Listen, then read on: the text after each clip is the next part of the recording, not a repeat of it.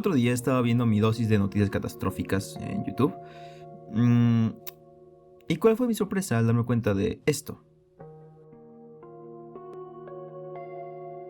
Bueno, según yo soy mayor de edad, así que le di continuar. Pero lo único que pasaba es que me mandaba al otro video, lo cual me sorprendió, así que volví a darle al video. ¿Cuál fue mi sorpresa? Que pasó lo mismo.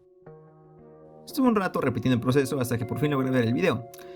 Pero como dice el buen Adam Sandler, problema resuelto. Y uno nuevo empieza. El timeline se lagueaba y el video se trababa, era un caos.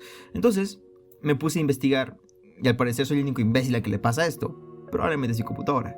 Pero encontré que YouTube cada vez tiene más problemas con sus creadores, avisando que la página falla o no funciona bien, sin mencionar los problemas de monetización para los videos, que son restringidos por la misma plataforma. Porque mira, el video que estaba tratando de ver se le puso restricción por las mismas personas que lo subieron. ¿Qué ocurre con todos aquellos que se les impone esta restricción de manera arbitraria, según su moral o su ética? Porque no es secreto que YouTube limita el alcance de los videos en base a las restricciones de la misma página. Así que, con un amargo sabor de boca, volví a abrir YouTube, como buen adicto. Pero el algoritmo, esa porquería inservible que desmonetiza, que crea problemas de autor, que cada vez hace que YouTube se vuelva un sitio más restringido para creadores que hacen sátira, que hablan de política, que hacen un contenido más humano o más profundo, o como hay producción, que prefiere un contenido más simple. Ese algoritmo, que muchos llaman basura, me recomendó algo que nunca había visto. Un video que al parecer tiene 5 millones de visitas, está potente, que está en turco, no tiene un coño, pero el video es simple. Es un hombre que se llama Özgür Baba, un cantante que en base a lo que puede encontrar canta canciones folclóricas de su país, Turquía. Y pues, ya, es todo. Está cantando una canción, se llama Dertli Dolap, espero pronunciarlo bien, escrita por un poeta llamado Yunus Emre, alrededor de 1300 después de Cristo. El video tiene un audio súper simple, parece el audio de la misma cámara y una sola toma. Y aquí recuerdo que dentro de lo malo, siempre hay algo bueno.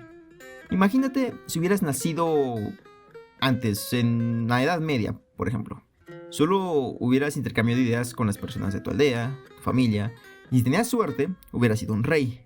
No hubieras visto mucho del mundo, pero tendrías un control, que es una cosa buena, pero no hubieras visto lo que estás viendo, desde tu computadora o desde la comodidad de tu celular. Un hombre que canta, algo de su cultura, algo de lo que consideras suyo y de nadie más. Una parte más que se perderá entre los billones de videos que se suben al día en YouTube, y que se olvidará en cuanto YouTube desaparezca. Esto es lo que me gusta de YouTube. A pesar de todas las cosas malas que se pueden encontrar en el sitio, de todas las cosas mundanas que muchas veces no tienen sentido como tal, puedes sentarte y dar 15 minutos de tu vida a escuchar algo que no entiendes, pero por alguna razón es hermoso. Puedes escuchar a un hombre cantar del otro lado del mundo, desde la comodidad de tu casa. Cualquier emperador de otra época hubiera dado todo por tan solo tener el privilegio de ver a un hombre cantando algo que ni siquiera entiende, dándose cuenta de que los animales del lugar donde está se acercan al escucharlo.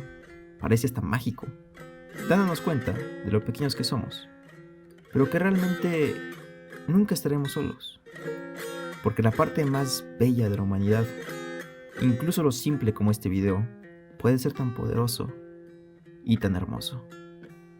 Y eso, amigos, es la belleza de YouTube.